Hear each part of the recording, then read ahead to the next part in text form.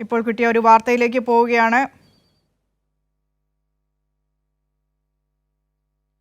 വയനാട്ടിലെ പുനരധിവാസം ചർച്ച ചെയ്യാൻ സർവകക്ഷി യോഗം വിളിച്ചിരിക്കുന്നു. ഈ മാസം 29-നാണ് സർവകക്ഷി യോഗം. വിശദാംശങ്ങളുമായി ഷീജ ചേരുന്നു തിരുവനന്തപുരത്ത് നിന്നും.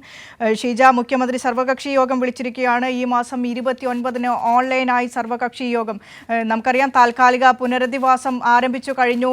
വയനാട്ടിൽ പൂർണ്ണ തോതിലുള്ള സമ്പൂർണ്ണ പുനരധിവാസത്തിലേക്ക് കടക്കുകയാണ്. ഇത് ചർച്ച ചെയ്യാനാണ് സർവകക്ഷി യോഗം. മറ്റു വിശദാംശങ്ങൾ കൂടി.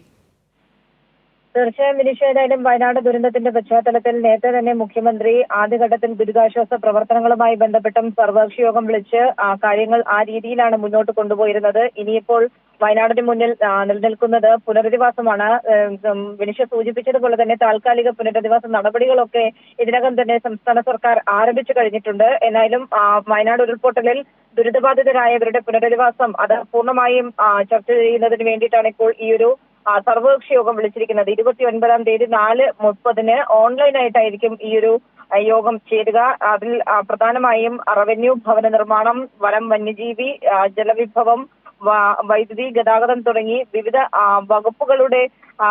വകുപ്പുകളുടെ മന്ത്രിമാർ, അതോടൊപ്പം തന്നെ ഉദ്യോഗസ്ഥർ, chief secretary, additional chief secretary തുടങ്ങിയവരും ഈ യോഗത്തിൽ ഇതിനൊപ്പം പങ്കെടുക്കുന്നതായിരിക്കും.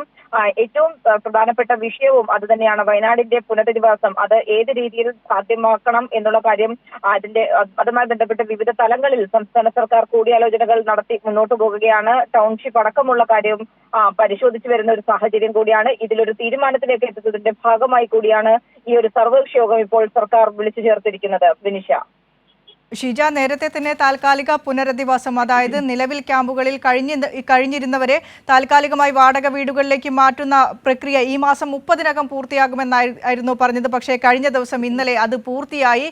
താൽക്കാലികമായി അവരെ വാടക വീടുകളിലേക്ക് മാറ്റാനുള്ള താൽക്കാലിക പുനരധിവാസം പറഞ്ഞതിലും നേരത്തെ തന്നെ പൂർത്തിയാക്കി. ഇനിയുള്ളത് പൂർണ്ണ തോതിലുള്ള പുനരധിവാസ നടപടികളാണ്. അതേക്കുറിച്ച് മുഖ്യമന്ത്രി തന്നെ നേരത്തെ പറഞ്ഞ കാര്യം, ലോകോത്തര മാതൃകയിലായിരിക്കും സമ്പൂർണ്ണ പുനരധിവാസം വയനാട്ടിൽ നടപ്പിലാക്കുക. അതിനാൽ തന്നെയാണ് ഇത്തരത്തിലൊരു സർവകക്ഷി യോഗം. കാരണം എല്ലാ വിധത്തിലുള്ള പരാതികളും കേട്ട് പരാതിരഹിതമായ ഒരു ലോകോത്തര മാതൃകയിൽ കേരള മോഡൽ ഓഫ് പുനരധിവാസം, അങ്ങനെ തന്നെയാണ് മുഖ്യമന്ത്രി പറഞ്ഞത്. ലോകോത്തര മാതൃകയിൽ, ലോകോത്തര നിലവാരത്തിലായിരിക്കും വയനാട്ടിൽ പുനരധിവാസം ഉണ്ടാകുക. തീർച്ചയായും വിനിഷ, അതിൽ യാതൊരുവിധ സംശയമില്ല. ആ രീതിയിലാണ് മുഖ്യമന്ത്രി തന്നെ കാര്യങ്ങൾ വിശദീകരിച്ചത്. വിനിഷ സൂചിപ്പിച്ചതുപോലെ തന്നെ മുഖ്യമന്ത്രി പറഞ്ഞ പ്രധാന കാര്യം അത് തന്നെയായിരുന്നു. ലോകോത്തര മാതൃകയിലുള്ള ഒരു പുനരധിവാസമാണ് സർക്കാർ പരിശോധിക്കുന്നത്. അതുകൊണ്ട് തന്നെയാണ് ഇതിന്റെ ഭാഗമായി വിവിധ കക്ഷി നേതാക്കളുടെ അഭിപ്രായം കൂടി ആരാഞ്ഞുകൊണ്ട് മുന്നോട്ട് പോകുക എന്നുള്ളൊരു നിലപാട് സംസ്ഥാന സർക്കാർ സ്വീകരിച്ചിരിക്കുന്നത്. അതിന്റെ ഭാഗമായി തന്നെയാണ് ഈ ഒരു സർവകക്ഷി യോഗം വിളിച്ചിരിക്കുന്നത്. ഏതായാലും വയനാട് ദുരന്തത്തിന് ഇരയായവരുടെ കുടുംബങ്ങൾ, അതായത് അവിടെ നിന്ന് രക്ഷപ്പെട്ടവർക്ക് കൃത്യമായ രീതിയിലുള്ള പുനരധിവാസം ഉറപ്പാക്കുക, അതും വരും നാളുകളിൽ കൂടി സുരക്ഷിതമായിട്ടുള്ള ഒരു പുനരധിവാസമായിരിക്കണം അത് എന്നുള്ളത് മുന്നിൽ കണ്ടുകൊണ്ടുള്ളൊരു രീതിയിലുള്ള പാക്കേജ് തന്നെയാണ്. ആ രീതിയിലാണ് അവരുടെ പുനരധിവാസം ഉറപ്പാക്കുവാൻ വേണ്ടിയിട്ടുള്ള നടപടികളിലേക്ക് സംസ്ഥാന സർക്കാർ കടന്നിരിക്കുന്നത്. അതിന്റെ ഭാഗമായി കൂടിയാണ് ഇപ്പോൾ ഈ ഒരു സർവകക്ഷി യോഗം കൂടി സർക്കാർ വിളിച്ചു ചേർത്തിരിക്കുന്നത്. വിനിഷ. ശരി ഷീജ, വ്യക്തമാണ്. വയനാട് ഉരുൾപൊട്ടലിൽ ദുരിതബാധിതരായവരുടെ പുനരധിവാസം സംബന്ധിച്ച് ചർച്ച ചെയ്യുന്നതിനായി മുഖ്യമന്ത്രി പിണറായി വിജയൻ സർവകക്ഷി യോഗം വിളിച്ചു. ഈ മാസം 29-ന്, അതായത് വ്യാഴാഴ്ച വൈകുന്നേരം 4:30-ന് ഓൺലൈനായാണ് യോഗം ചേരുക.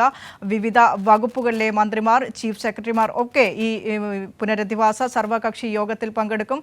തുടർന്നുണ്ടായ തീരുമാനങ്ങൾക്ക് ശേഷമായിരിക്കും സമ്പൂർണ്ണമായ പുനരധിവാസ നടപടികളിലേക്ക് സർക്കാർ കടക്കുക. നേരത്തെ തന്നെ മുഖ്യമന്ത്രി പ്രഖ്യാപിച്ചതാണ്, ലോകോത്തര മാതൃകയിലായിരിക്കും വയനാട്ടിൽ പുനരധിവാസം നടപ്പിലാക്കുക.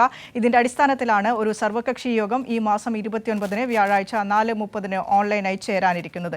ഷീജയാണ് തിരുവനന്തപുരത്ത് നിന്നും വാർത്തയുടെ വിശദാംശങ്ങൾ പങ്കുവച്ചത്.